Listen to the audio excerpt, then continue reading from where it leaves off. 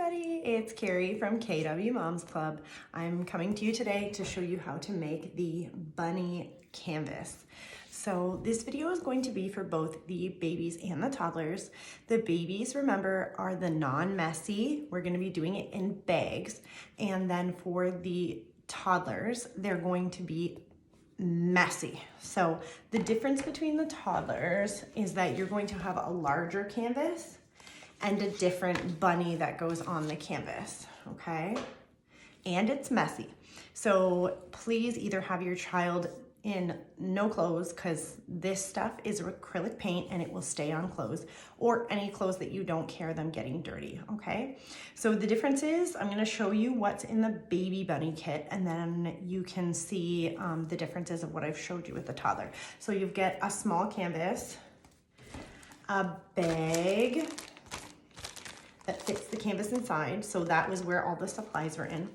You will get a baby bunny vinyl. You'll get a piece of ribbon, a sponge or brush, a little bunny tail, and your package of paints. So in your package of paint, there was one can that has an M on it. The M means Mod Podge. And again, the babies and toddlers both have this in it.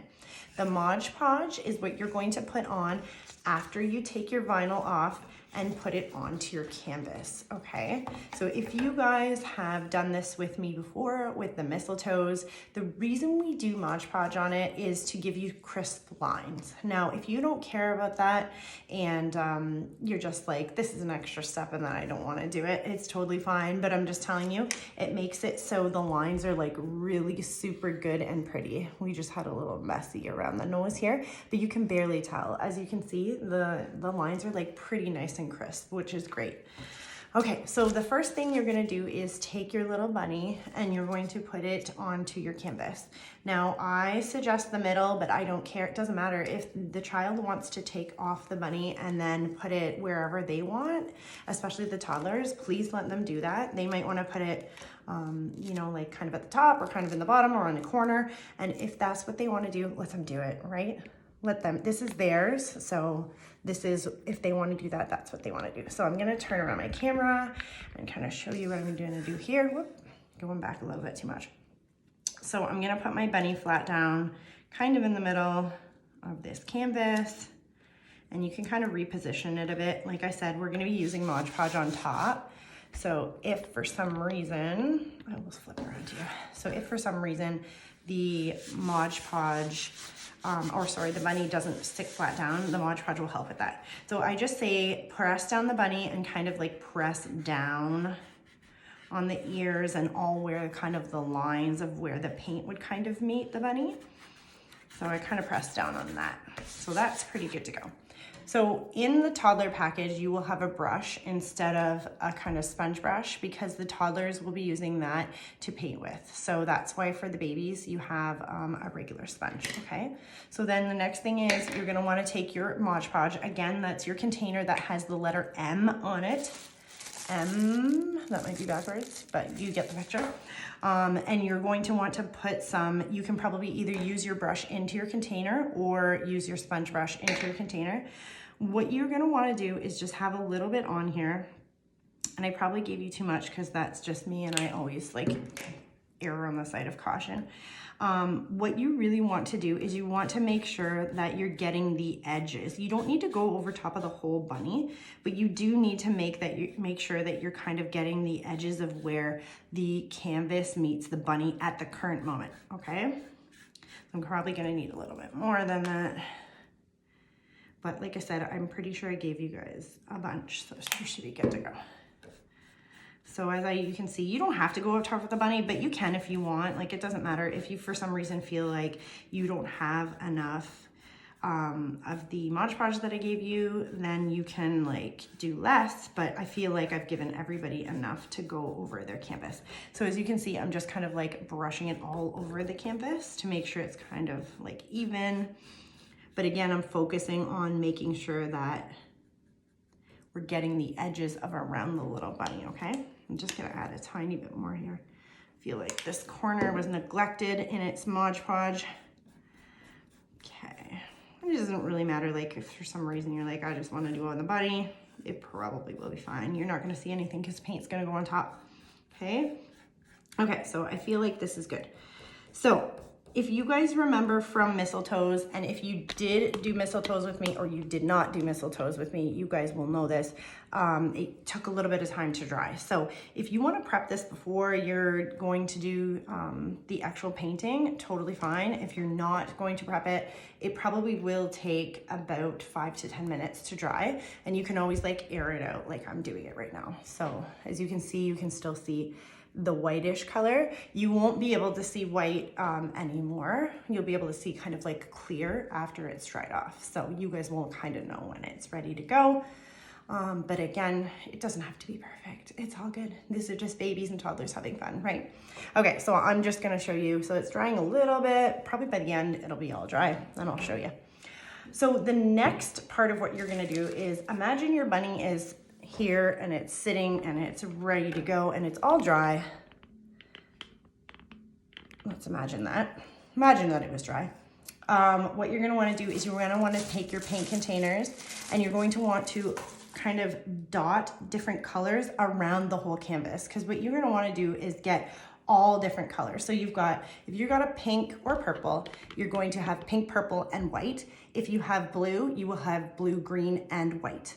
Okay, so it just gives a good mix. As you can see on this one was the pink, purple, and white all together. So it was like a neon, a regular purple, and then a white. So with Aria, what we did was I just did dots of the color all over. And if it's hard for you guys to get the paint out of the containers, use the end of your brush or the end of your sponge brush to kind of like scoop out a little bit and kind of just place it on the bunny canvas. And again, this is for the babies, okay? So for toddlers, what you're gonna wanna do is open the containers and let them have the brush and let them paint their own creation. I know it sounds crazy. If you decide partway through that for some reason you're like, no, we can't do this anymore for the toddlers, you can probably use the package that I gave you, the big Ziploc bag, and you can probably like actually put it inside and then let them finish it that way if you're really like, oh my gosh, this is too much mess for me. But really, we should just let them go at it because this is nice sensory fun for them. So they can use the brush. So remember, with the babies, what you're doing is you're putting the paint down in little dots. So blue, green, pink, purple, white, all over. You want to kind of be on the canvas, not so much on the bunny, but you do kind of want some little dots near the bunny's lines, because what we're doing is we're creating a negative space, right? So you do want to see those lines of where the paint is meeting the canvas. So my bunny is getting dry. It's almost ready to go. So let's say you have all your paint dots and you're like, okay, I want my baby to do their painting now. What you would do is you would take your Ziploc baggie, you would slide your bunny carefully. I've given you enough space, so you should be able to slide it in nicely because you're not gonna have like tons of gobs of paint into the Ziploc baggie. Close it and zip it shut. Now make sure that it is zipped nice and shut. Again, these are Ziploc bags, so they are kind of thin plastic. So you don't want the babies to really, you want them to be pressing on it, but you don't want them to be like getting crazy with it. Don't let them put it through their mouths. Again, this is acrylic. It is non-toxic acrylic, but I still don't want your babies to eat it, okay? So let's say it's all closed. Your paint is all on here. Then what your baby would do was be smushing, kind of pressing, smushing down on it to make their own creation. So they're painting, smushing. Once you're happy with how it looks or your baby is happy, you could always add more paint if you feel like, okay, there's not enough, I haven't put enough. You can open it. Now it might be a little bit of a challenge, but again, you can use the end of your brushes to kind of like take some paint out of the thing and kind of put it back onto the canvas without having to open the full canvas again. So again, close it, do it until you're good. And then once you're happy with it, what you're gonna want to do so you don't disrupt the painting too much is you're going to want to cut. And I know we've done this before in the park. So you wanna cut around this. So cut here, cut here, cut here, and cut here. And then peel off the top layer. If the bottom layer is, you know, you don't want to move it, you're just like, it's totally fine. Please leave it. You're gonna want to give it about 20-ish minutes at least. I would say, depending on how many gobs of paint you have on there, you're maybe gonna want to give it about an hour. So anywhere between 20 minutes to an hour, depending on how much paint is on there. But like I said, after you cut that off, after you cut the edges off, and then you peel it off and throw it in the garbage. By the way, I don't want this back. I know I want some of my supplies back. This is something I don't want back. So after you've peeled it and you're good to go and you let it dry, the last finishing touches is putting the little tail on. So, oh yes, sorry. And you want to peel your bunny off. So wait until it's fully dry to peel your bunny. Do not peel your bunny until it's fully dry, or it will like smudge the paint and it will not look like a negative space painting. Well, it will, but it just won't look as good as you probably want it to be. So this is still a little wet, but peel your bunny. So the way that I usually do it is I kind of like take my fingernail and I kind of just like start to peel up on the little ear or a little tail or whatever, and you just peel it right off, and be gentle about it. Don't go crazy because you might again smush the paint, and you'll know if the paint is ready to go. So once it is done and you have a bunny like this, imagine there's no tail, then you're going to want to glue the tail on. And I glued it with just regular white glue. You could also use a glue gun if you want. Glue gun is gonna secure it right away. But you can also use white glue. It totally worked, and you just have to put like a decent amount of white glue. So there's your bunny.